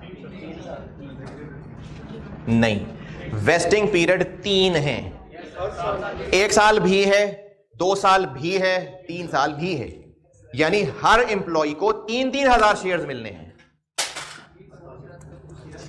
3,000 कहां से आ गए? हर साल 1,000 मिलते जाएंगे, तो जो एम्प्लॉय 3 साल तक टिका रहेगा उसको एक्चुअली 3,000 शेयर्स मिल जाएंगे। तो ये 3 अलग अलग ऑफर्स हैं, 1,000 शेयर्स की ऑफर है 1 साल वेस्टिंग पीरियड, फिर 1,000 शेयर्स की ऑफर है 2 साल वेस्टिंग पीरियड, फिर एक और 1,000 शेयर की ऑफर है 3 साल वेस्टिंग पीरियड। ये कहां लिखा है? पहला पैराग्राफ, 5 साल जिनकी सर्विस हो चुकी हुई है, ये ऑफर सिर्फ उन लोगों के लिए है, इसमें कोई इख्तलाफ, या मजीद 5 पूरे करने की बात हो रही है? नहीं, ये हैं ही वो बड़े बालिग लोग जिनके 5 साल पूरे हो गए हैं, ये उन्हीं से बात हो रही है, वो 100 हैं। अब उनसे बात क्या हो रही है? Under the scheme each employee will be issued 1,000 shares at end of each year for 3 years. There are no conditions other than क्या? Continuous service till the date of issuance of shares, कि जब share issue होने उस वक्त तक उसका मौजूद होना जरूरी है। तो जो पहले साल के एंड पे 1,000 शेयर्स मिल जाने हैं, तो उसके लिए क्या शर्त हुई? 1 साल की सर्विस, और वो जो दूसरे साल के एंड पे 1,000 मिलने हैं 2 साल की सर्विस, और वो जो तीसरे साल के एंड पे 1,000 मिलने हैं 3 साल की सर्विस। तो 3 अलग अलग इक्विटी सेटल ट्रांजैक्शन हैं, यानी ये 3 अलग अलग सवाल है। बस यही ट्रिक थी इसमें, बाकी तो 3 सवालों की कैलकुलेशन करनी है सिंपली। तो इसमें यही ट्रिक थी कि 3 अलग अलग सवाल है, क्योंकि हर साल 1,000 शेयर्स हैं और वो उस साल के एंड पे मिलेंगे तब, अगर वो तब तक रुका होगा, और ये सारी गिनती 1 जनवरी 21 से शुरू हो रही है। तो जो आज से 3 साल बाद शेयर्स मिलने हैं उनके लिए 3 साल रुकेगा तो वो मिलेंगे। तो ये 3 अलग अलग इक्विटी सेटल ट्रांजैक्शंस हैं, जिनमें से एक का 1 साल पीरियड है, एक का 2 साल है और एक का 3 साल है। ये बात अंग्रेजी पढ़ के ना समझ आ रही हो किसी को? हाँ जी, बस आगे तो अब इसकी कैलकुलेशन ही हैं। हाँ करेंगे तो ऐसे ही, लेकिन वो 3,000 शेयर्स के साथ नहीं होगा, 1,000 के साथ 1/1 होगा, 1,000 के साथ 1/2 होगा, और 1,000 के साथ 1/3 होगा, क्योंकि सवाल आपसे सिर्फ 2021 का पूछा है। सवाल कितने साल की स्टेटमेंट्स मांगी हैं? सिर्फ 2021, तो सिर्फ 2021 के सवाल की बात हो रही है। तो वो सेटलमेंट ट्रांजैक्शन जिसमें वेस्टिंग पीरियड सिर्फ 2021 का है, वो तो 21 में पूरा हो गया, और जिसमें वेस्टिंग पीरियड 2 साल का है उसमें 1/2 हो गए, और जिसमें वेस्टिंग पीरियड 3 साल का है उसमें 1/3 हो गए। तो 2/3 नहीं होना किसी में भी।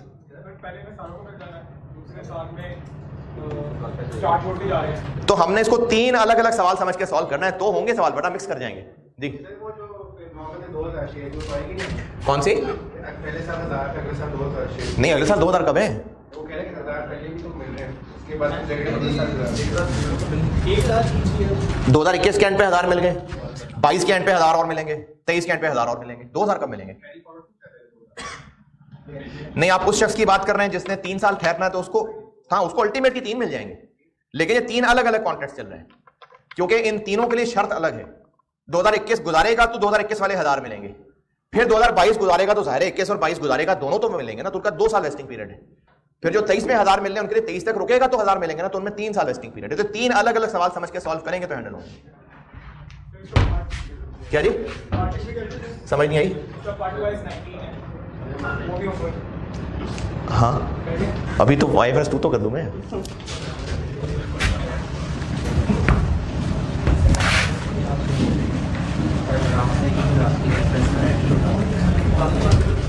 क्या जी? बाकी बातें तो ठीक है, लेकिन हमने जो नेक्स्ट 1000 शेयर है वो तो तब शुरू करना है ना, अगर वो अपना 1 साल पूरा करके दूसरे साल भी पूरा करेंगे। हाँ जी। तो ग्रांटेड वाली प्राइस आनी चाहिए, ये तो ठीक है, लेकिन करने तो 1 साल बाद है। तो तभी तो वेस्टिंग पीरियड 2 साल है। ठीक है।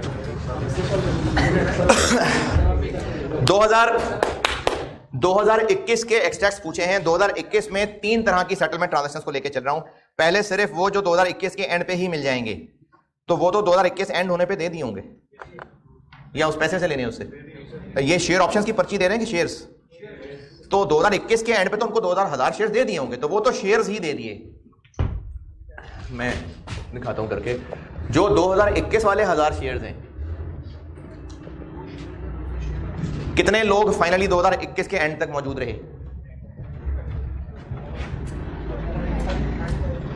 95, क्योंकि दूसरे पैराग्राफ में लिखा हुआ है कि शुरू में बेशक उसको लगता था कि 100 के 100 रुकेंगे, लेकिन 5 लोग छोड़ गए, तो 2021 के एंड पे जो 1000 मिलने वाले थे वो 95 लोगों को मिले। रुपए कौन से? ग्रांट डेट वाले 240, और इनके लिए वेस्टिंग पीरियड बस सिर्फ यही 2021 वाला साल था। तो 2021 वाले शेयर्स की ऑफर में अमाउंट बन जाएगी 22.8। अच्छा, चूंकि ये शेयर इशू हो गए, तो देखिए इक्विटी में शेयर कैपिटल आ जाएगा, और शेयर कैपिटल आएगा 95,000 शेयर्स, और फेस वैल्यू 50 रुपए 4 पॉइंट, और जो डिफरेंस है वो प्रीमियम।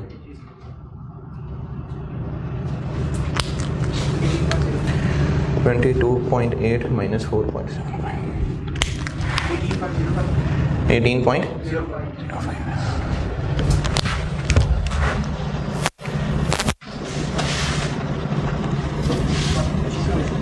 ये नहीं, शेयर ऑप्शंस नहीं है, देने शेयर्स ही हैं। अभी ये मैंने कौन सा लिखे हैं? 2021 वाले शेयर्स हो गए, 2021 वाले 1000 शेयर्स ओके। अब हम 2021 की फाइनेंशियल स्टेटमेंट खड़े हैं, वो 1000 शेयर्स की पर्चियां जिनके शेयर 2022 में मिलने, उनका वेस्टिंग पीरियड 2 साल है, उसमें से एक गुजर गया है। तो जो 2022 वाले शेयर्स की ऑफर है, 22 में कितने लोग मौजूद रहेंगे? 21 में 5 लोग छोड़ गए, और अभी हमें लगता है कि 22 में छोड़ जाएंगे 4, और 23 में छोड़ जाएंगे 3, तो 5 छोड़ गए, 100 में से 4 और छोड़ जाएंगे, और 3 और छोड़ जाएंगे, तो 3 भी तो छोड़ जाएंगे। वो 2023 वाली ऑफर के लिए, हम सिर्फ 2022 वाले 1000 शेयर्स की बात कर रहे हैं, तो 5 छोड़ गए और 4 और छोड़ जाएंगे, यानी 91। ये 2022 वाली ऑफर का अलग सवाल है। रुपए इंटू 1/2, 91 या 1/2, टोटल 100 थे। 2021 में कितने छोड़ गए? 5, 95 रह गए। 2022 एंड होते होते तक 4 और छोड़ जाएंगे। तो ये वाले जो 1000 शेयर्स की ऑफर है, ये इतने लोग जीतेंगे, और इन वाले 1000 शेयर्स का वेस्टिंग पीरियड 2 साल है। अगले साल वाला कौन सा? कौन से एक्सपेक्टेड एम्प्लॉइज लेते हैं हम लोग, जो अल्टीमेटली ये नाम जीत जाएंगे? हाँ ना। तो ये नीले वाले ऑफर के वेस्टिंग पीरियड एंड कब होगा? 2022 के एंड पे। तो 23 के छोड़ने वाले लोगों से क्या ताल्लुक? 1/2 क्यों लिखा है? इस नीली वाली ऑफर का वेस्टिंग पीरियड कितना है? 2 साल। 1 जनवरी 21 को 3 ऑफर्स कर दी गई थी। 1 साल गुजार लो 1000 शेयर्स मिल जाएंगे, 2 साल गुजार लो 1000 और मिल जाएंगे, 3 साल गुजार लो 1000 और मिल जाएंगे। तो वो जो 22 में 1000 और मिलने हैं, उनका वेस्टिंग पीरियड 2 साल है जी। हाँ, 2021 में खड़े हैं जी जी जी जी, बिल्कुल ऐसे ही है। ये जो 21 में लोगों को 1000 शेयर्स मिल गई, ये तो शेयर्स इशू हो गए ना। ओ एक मिनट ठहर जाना यार। हाँ जी,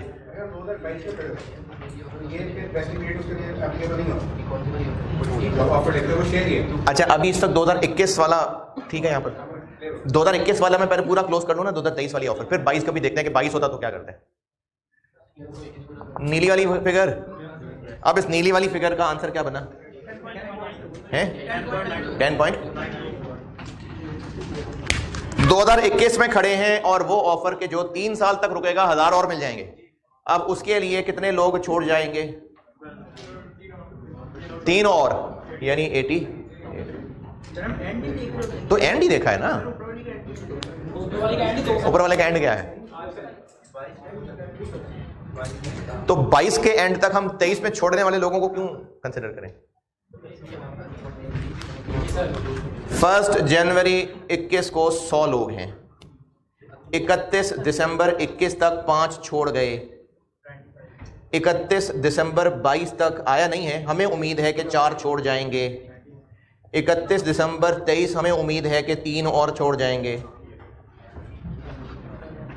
तो 21 वाली ऑफर के लिए ये लोग, 22 वाली ऑफर के लिए ये लोग, 23 वाली ऑफर के लिए ये लोग। हाँ भाई मुझसे पूछ लें, है कुछ भी समझ नहीं आ रहा, सेम नॉनसेंस बातें कर रहा हूं मैं। अच्छा जो कहानी मैंने सुनाई है वो समझ आई कि वो भी नहीं समझ आई? वो भी नहीं समझ आई, किसी को भी नहीं समझ आई। हमने अपने एम्प्लॉइज को जो 1 जनवरी 21 पे मौजूद हैं, उनको हमने 1000 शेयर्स हर साल देने का वादा किया है। वो जो उनको दूसरे साल के एंड पे शेयर्स देने हैं, वो शर्त है कि वो 3 साल नौकरी करेंगे तो दूसरे साल शेयर मिलेंगे। हर साल के एंड पे 1000 मिलते जाएंगे। तो पहला साल जब एंड होगा तो 1000 शेयर्स उनको देंगे या उनसे कहेंगे 22 और 23 भी गुजारो। तो फिर इसी तरह जब 2022 भी गुजर जाएगा तो 1000 शेयर्स और देंगे या पिछले 1000 भी वापस ले लेंगे, 23 की शर्त लगाएंगे। तो ये 3 अलग अलग कॉन्ट्रैक्ट्स हो गए हैं और इन तीनों कॉन्ट्रैक्ट्स के लिए वेस्टिंग पीरियड अलग अलग है। जो शेयर्स 31 दिसंबर 21 पे देने हैं वो उन लोगों को मिलेंगे जिन्होंने 1 साल वहां तक गुजार लिया होगा। अच्छा सारे वादे कब हो गए हैं? 1 जनवरी 21। तो वहीं से गिनते हुए देख रहे हैं कि जो हमने 1 जनवरी 21 को कह दिया कि जो लोग इस दिन मौजूद होंगे उनको 1000 शेयर्स मिल जाएंगे, जो इस दिन मौजूद होंगे उनको फिर 1000 शेयर्स मिल जाएंगे, जो इस दिन मौजूद होंगे उनको फिर 1000 शेयर्स मिल जाएंगे। ये सारे के सारे इनफैक्ट 3 वादे पहले दिन हो गए हैं। अब ये तीनों अलग अलग वादे हैं। तो ये वाला वादा, इसका वेस्टिंग पीरियड 1 साल, इस वादे का वेस्टिंग पीरियड 2 साल, इस वादे का वेस्टिंग पीरियड 3 साल। तो ये 3 अलग अलग वादे हैं, 3 अलग अलग सवाल हैं।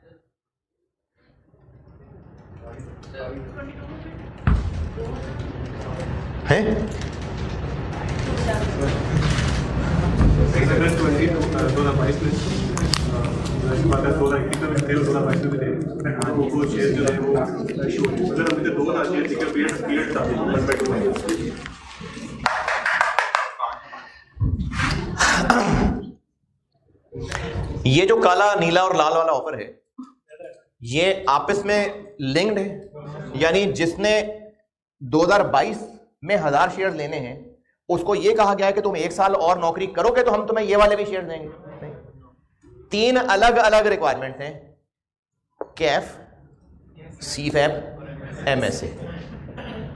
सीफैप पास तो पास, उसका रिजल्ट नहीं रोकेंगे, पहले एमएसए पास करो तो फिर सीफैप का रिजल्ट मिलेगा। ये 3 अलग अलग ऑफर हैं। हाँ, जो एमएसए पास यकीनन वो कैफ भी पास करके आया है, सीफैप भी पास करके आया है, तभी एमएसए तक पहुंचा है।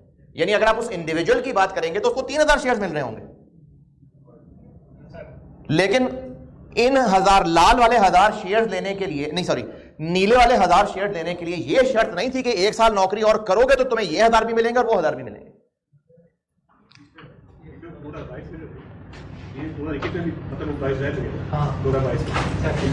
1 जनवरी 21 पे खड़े होके हमने अभी 1 जनवरी 21 पे ही ऐलान किया है। हम 1 जनवरी 21 को ऐलान कर रहे हैं कि जो लोग 31 दिसंबर 21 को मौजूद हुए यानी 1 साल, उनको 1000 शेयर्स मिल जाएंगे। हम 1 जनवरी 21 पे ही ऐलान कर रहे हैं। परेशान हो गए यार। कितनी सी बात आप कर रहे हैं? 1 जनवरी 21 पे ही ऐलान कर रहे हैं कि जो शख्स 31 दिसंबर 22 तक रुकेगा उसको 1000 शेयर और मिलेंगे। बीच में बात बदल गई थी, वरना मैं आधी बात पहले कर चुका था। दोबारा 1 जनवरी 21 को ऐलान किया कि जो लोग 31 दिसंबर 21 तक रुकेंगे उनको 1000 शेयर्स मिल जाएंगे। इस वादे का वेस्टिंग पीरियड 1 साल। ये वो 1 साल पूरा हो गया, इसलिए 1 by 1 भी नहीं लिखा मैंने। 1 जनवरी 21 को ही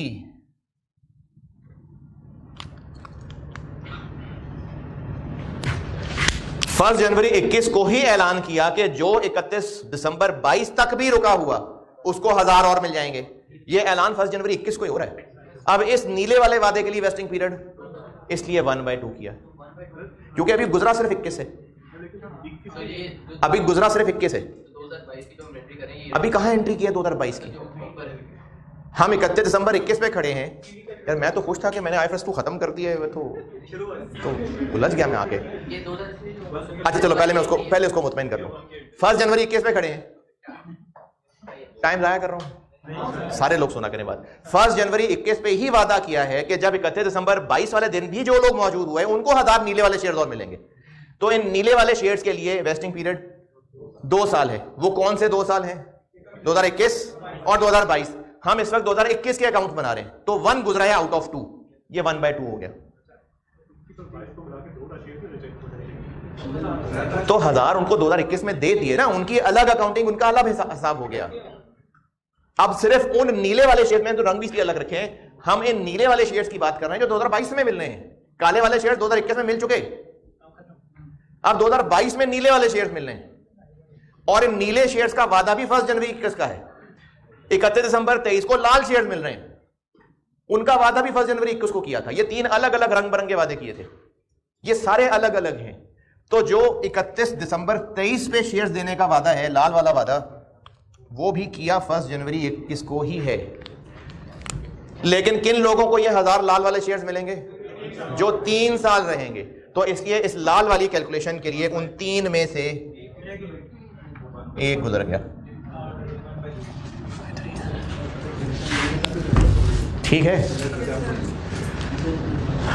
हाँ भाई, आपको सेंस बन रही है कि अभी भी नॉन सेंस है? हाँ भाई शहजादी बता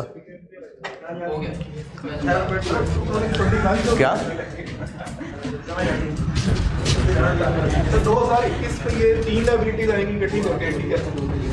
लायबिलिटीज का वर्ड ना बोलो यार।